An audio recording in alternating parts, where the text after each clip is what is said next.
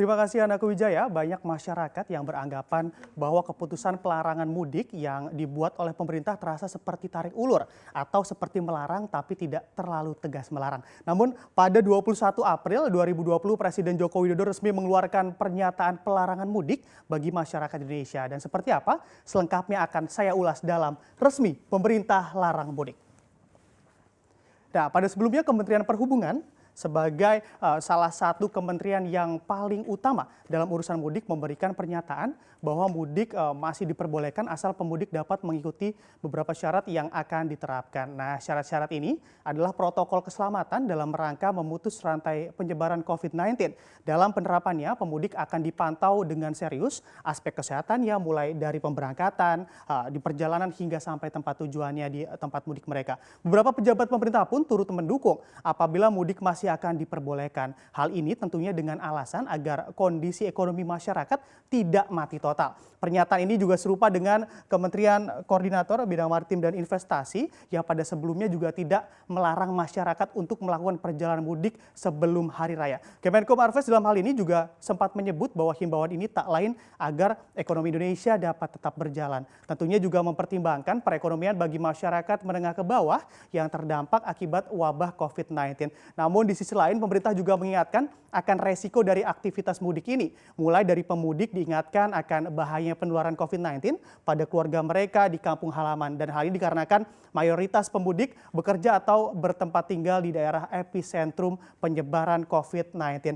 Dan selanjutnya adalah data dari Kementerian Desa begitu menunjukkan bahwa 89,75% kepala desa tak setuju apabila warganya melakukan mudik ke kampung halaman begitu. Dan pada sebelumnya para kepala desa juga mendesak pemerintah agar mengeluarkan keputusan yang tegas terkait larangan mudik di masa pandemi COVID-19 ini. Tentunya hal ini juga berkaitan dengan upaya mencegah penyebaran COVID-19 yang bisa saja virus ini dibawa oleh para pemudik ke kampung halaman mereka di tempat mudik mereka masing-masing. Nah, selanjutnya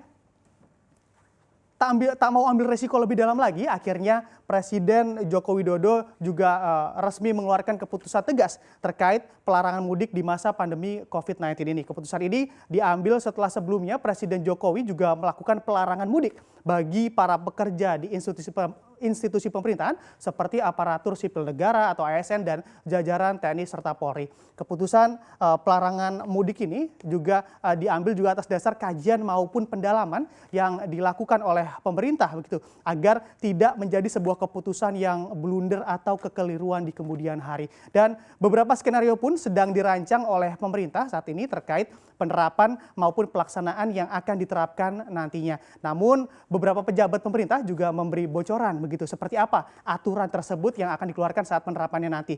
Dan diantaranya ini adanya penutupan jalan begitu atau penutupan pintu keluar dari area Jabodetabek ke sejumlah wilayah di luar kawasan tersebut. Rencananya aturan penutupan jalan ini akan dimulai pada 24 April 2020 guna mencegah masyarakat untuk nekat pulang ke kampung halaman mereka. Dengan adanya penutupan pintu keluar dari kawasan daerah Jabodetabek ini dapat diartikan pula masyarakat tidak akan bisa kemana-mana keluar dari area Jabodetabek. Selanjutnya yakni adanya sanksi bagi pelanggar atau pemudik yang masih nekat, dan sanksi ini memang belum dipublikasikan secara rinci seperti apa karena sanksi-sanksi yang diterapkan juga masih dikaji oleh pemerintah begitu. Namun adanya sanksi ini juga diharap dapat memberikan efek jera bagi pelanggar yang tidak mau mengikuti arahan dari pemerintah untuk tidak melaksanakan mudik di masa pandemi COVID-19 ini.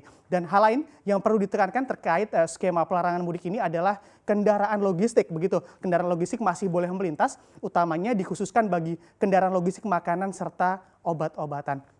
Dan di sini juga pemerintah dalam hal ini memastikan arus logistik aman walau adanya penerapan aturan yang memungkinkan beberapa ruas jalan akan dialihkan bahkan ditutup untuk sementara. Dan juga selanjutnya bisa kita lihat dengan adanya pelarangan mudik di masa pandemi COVID-19 ini tentunya juga akan berdampak pada perputaran uang yang tinggi. Biasanya terjadi jelang hari raya dan pasca hari raya Idul Fitri. Karena dapat dilihat grafik pemudik setiap tahunnya terus meningkat. Bisa kita lihat di sini sejak tahun 2014 hingga tahun 2018. Yang merah ini adalah pemudik menggunakan sepeda motor. Angkanya cukup signifikan mengalami peningkatan dan berada di posisi pertama begitu, dia sekitar 6,39 juta pemudik menggunakan motor. Dan memang dapat diartikan dan disimpulkan pula bahwa memang di Indonesia ini pemudik Indonesia lebih favorit mudik menggunakan kendaraan sepeda motor. Dan diikuti juga di nomor 2 yakni mudik dengan pesawat, dan yang ketiga adalah mudik dengan kereta api. Namun berbeda bila kita lihat warga Indonesia yang mudik dengan kapal api jumlahnya cukup datar begitu, dari 2014 hingga 2018 di angka 98 juta orang. Dan Jakarta dan sekitarnya melakukan mudik, maka estimasinya masing-masing rumah tangga akan menghabiskan sekitar 4 juta rupiah bahkan lebih selama mudik berlangsung. Dan data menunjukkan juga bahwa selama mudik berlangsung diperkirakan perputaran uang mencapai 9,7 triliun rupiah dari pemudik di seluruh Indonesia ini, mulai dari Jawa Tengah, Jawa Barat, Yogyakarta, Jawa Timur, Kalimantan, Sulawesi, serta Maluku. Nah, dengan angka sebesar itu juga diyakini bahwa ekonomi daerah akan bergerak dan bergairah dengan jumlah transaksi yang signifikan, karena mudik ini memang adanya THR dari para pekerja di ibu kota juga dapat menciptakan pemerataan dan pertumbuhan ekonomi di desa. Pemudik yang melakukan perjalanan mudik melalui jalur darat secara tidak langsung juga ikut andil dalam geliat ekonomi atau ekonomi UMKM, khususnya mereka yang berdagang di rest area. Pada sepanjang jalur mudik ini dan dengan adanya mudik ini, pengunjung rest area pastinya akan bertambah banyak dari hari biasa, sekaligus membuat pendapatan pelaku usaha UMKM di kawasan rest area menjadi meningkat. Dan bisa kita lihat juga siapa sajakah yang akan terdampak apabila larangan mudik diterapkan. Dan juga yang pertama bisa kita lihat adalah sektor UMKM ini. Dan memang sektor UMKM seperti yang telah saya jelaskan tadi, mudik biasanya menjadi ajang pesta, begitu, pesta keuntungan bagi para pelaku usaha UMKM yang menjajakan dagangannya di pinggir jalan ataupun di tempat-tempat yang biasa dikunjungi oleh para pemudik. Jika mudik ke kampung halaman ditiadakan oleh pemerintah, tentunya warung makan dan toko oleh-oleh pun akan sepi dari pengunjung. Akibatnya, omset penjualan mereka pun akan turun drastis dibandingkan dengan musim mudik di tahun-tahun sebelumnya. Untuk itu, para pelaku usaha UMKM ini juga mengharapkan adanya bantuan ataupun insentif dari pemerintah terkait aturan pelarangan mudik yang dikeluarkan. Bantuan tersebut juga dirasa sangat penting guna mengantisipasi kerugian pelaku usaha UMKM ini yang selanjutnya adalah akan mengalami kerugian begitu apabila mudik tidak dilaksanakan pada tahun ini. Dan juga sektor kedua yang terkena dampak adalah sektor jasa transportasi. Mudik pastinya identik pula dengan transportasi, baik transportasi darat, laut, serta udara. Atas adanya pandemi COVID-19 ini, sektor ini juga menjadi sektor yang terdampak cukup dalam.